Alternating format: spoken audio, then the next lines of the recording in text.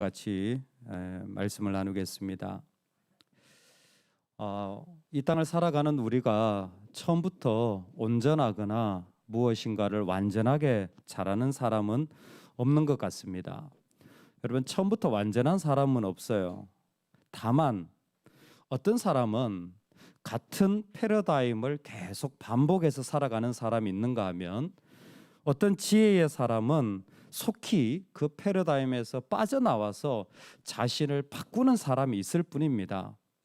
어떤 사람은 과거와 같이 어려움에 당하거나 힘들거나 또 아니면 낭망이 되거나 낙심이 되면 또 그런 것 같은 일을 똑같이 하는 사람이 있고, 어떤 사람은 거기에서 자신을 바꾸는 사람이 있습니다.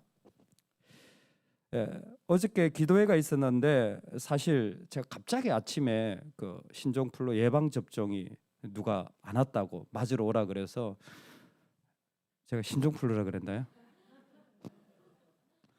주여, 사실 아직도 열이 있어요. 저는 좀 몸이 아프더라고요.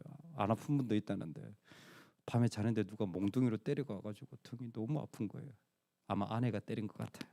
아니거나. 그래서 그 코로나 예방 접종이 누가 배웠다고 10시에 출발해야 되는데 아침에 9시에 빨리 병원 오라 그래서 갔어요. 맞고 1시간 지났는데 열이 나기 시작하더라고요. 저는 몸이 오실오실한 게 벌써 근육통이 와서 이건 좀 무리겠다. 그래서 안 가려고 인사만 드리려고 갔는데 차를 또 우리 교회 차를 써야 된다는 거예요. 근데 그중에 목사님 한 분이, 전 목사님 같이 가세요. 목사님 가셔야 될 것 같아요. 그런데 제가 안 갈 수가 없는 분이에요. 왜냐하면 그분이 뇌출혈도 있고 심장도 수술하신 분이에요. 목회하시다가. 왜 그러냐면 교회 안에 신천지가 들어온 거예요. 서울에 있을 때. 그래서 그 신천지는 나갔어요. 문제는 뭐냐면 그 사람이 이게 휘저어놓은 싸움과 비난과 부정이 교회 안에 남아 있었던 거예요. 그래서 50% 교인이 나가버렸어요. 그 충격을 받으셔가지고 목사님이 수술을 하신 분이에요. 제가 웬만하면 안 가려고 했는데 그분이 전 목사님 같이 가요 그러는데 제가 거절할 수가 없어서 갔어요. 근데 그분이 가르쳐 준 게 있어요. 성도건 목사님들 모임이건 어디건 누가 부정적인 얘기를 하면요, 그냥 자기는 일어나서 간다는 거예요. 수술 받고 나고부터는 교회에서건 누구건 뭔가 그런 소리 하면 그냥 설그머니 일어서 나간다는 거예요. 이젠 그런 말도 썩고 싶지도 않고, 그게 절단코 하나님의 일을 이루지도 못하기 때문에 그냥 설그머니 일어나서 나간다는 거예요. 여러분, 심장 수술하고 바꾸실래요? 그냥 지금 바꾸실래요? 제가 하고 싶은 얘기는 그거예요. 뇌출혈을 당하고 바꾸실래요? 지금 바꾸실래요? 진짜입니다. 엔게디 광야에서 사울이 굴에 뒤로 아마 용변보로 들어간 거겠죠. 혼자 들어왔을 때 다윗과 그 군사들이 그 안쪽에 있었습니다. 24장 스토리예요. 다윗은 사울이구나, 비무장 상태로 혼자 자기를 죽이려는 원수가 들어와 있는 걸 알았습니다. 조용히 사울의 겉옷을 벨니다. 사울의 겉옷을 베었어요. 사울의 겉옷을 베었는데 사울의 옷자락을 뱀으로 말미암아 다윗의 마음이 찔려. 여러분, 평소에 경건의 훈련을 어떻게 했는지 정확하게 드러납니다. 평소에 진짜 기도를 제대로 하셨는지, 진짜 말씀을 제대로 들으셨는지, 진짜 주님을 두려워하는지, 진짜 예배하고 있는지, 평소의 경건이 진짜 중요한 거예요. 여러분, 세상에 다윗이 무슨 사울한테 욕을 했습니까?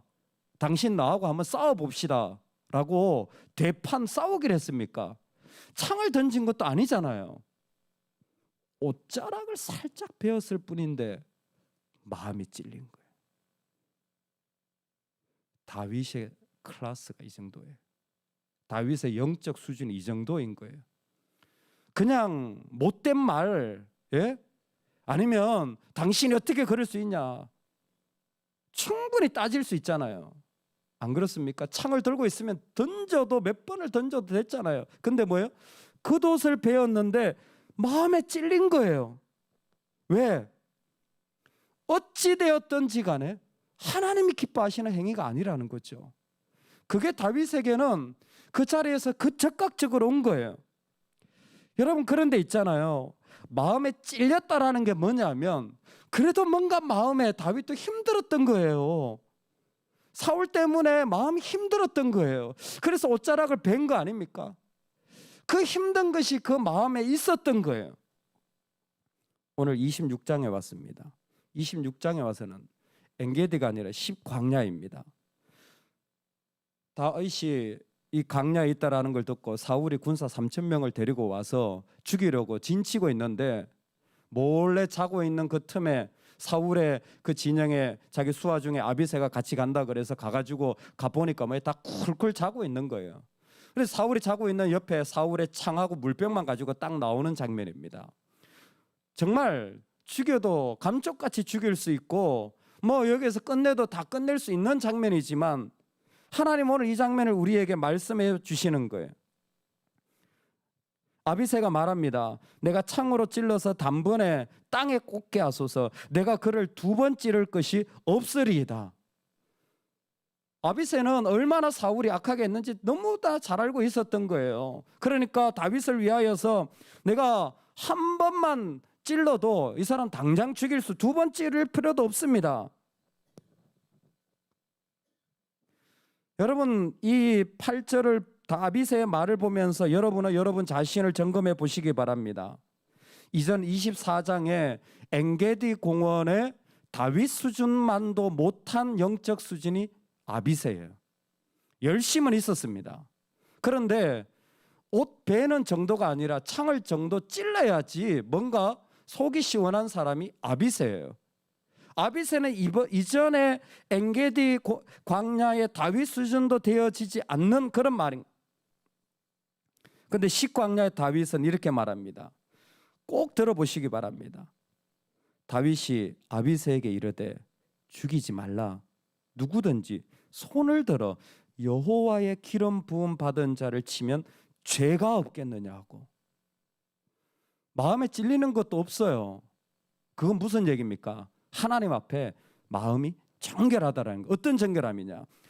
하나님께서 보시기에 하나님의 종을 치면 왜 죄가 없겠느냐? 이건 절대로 하지 말아야 될, 너의 마음속에도 조금이라도 품지 말아야 될 행위라는 거예요. 죄가 없겠느냐라는 말은 이미 자기 마음 안에서 뭐예요? 벗어난 행위인 거예요. 이전에 엔게디에는 마음에 찔렸다라는 건 그래도 뭔가 마음에 힘들었는데 지금 십광야로 오면서 다윗은 뭐예요? 이전과는 다른 거예요. 여러분, 예전에 그랬다면요, 우리가 하나님 앞에 기도하고 나아가면서 믿음의 삶을, 이 짧은 인생을 살아간다면요, 내 심장 수술하기 전에, 내 치료를 받기 전에 빨리 바꾸시기를 주의 이름으로 축원합니다. 피하거나 도망가거나 할 문제가 아닙니다. 절대 해서는 안 될 일이라고 다윗은 말하고 있습니다. 그래서 아비새에게 말합니다. 자기의 신실한 부하 아닙니까? 그 광야에서 누가 믿을 사람이 있습니까? 그 어려운데도 아비새가 내가 당신하고 같이 가겠습니다. 2사람이 3,000명 안에 들어가는 정말 형제와 같은 피를 맺은 그런 동력자인데도 불구하고 아비새야, 너 안 보이니? 이거 죄야. 그리고 뭐라고 말한 줄 아세요? 여호와께서 그를 치시리니. 이거 저주 아닙니까? 여호와께서 그를 치시리니. 누구든지 이렇게 하면 여호와께서 그를 치시겠다라는 거예요. 얼마나 무시무시하는 말입니까? 절대로 해서는 안 될 일이라는 겁니다.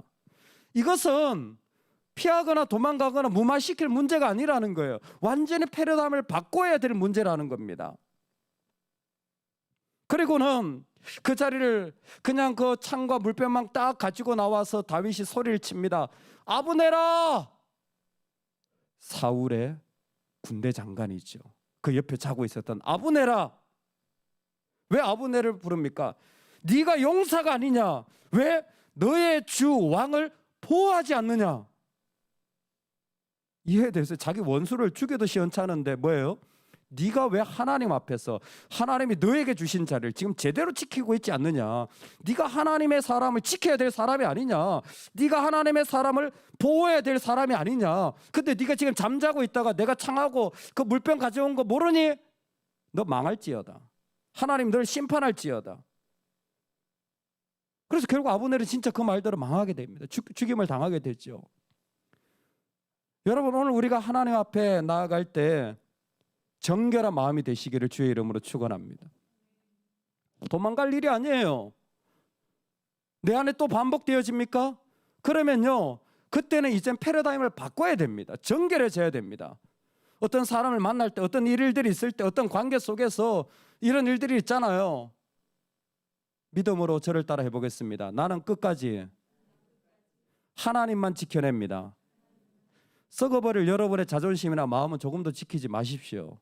그거 지켜봤자 하나도 도움 안 됩니다. 그거 지키다 가정 깨지고 교회 깨지고 내 인생 깨지고 삶의 부르심의 자리 다 깨집니다. 내 마음 지키지 마세요. 우리는 하나님만 지켜내는 겁니다. 할렐루야. 하나님만 지켜내는 거예요.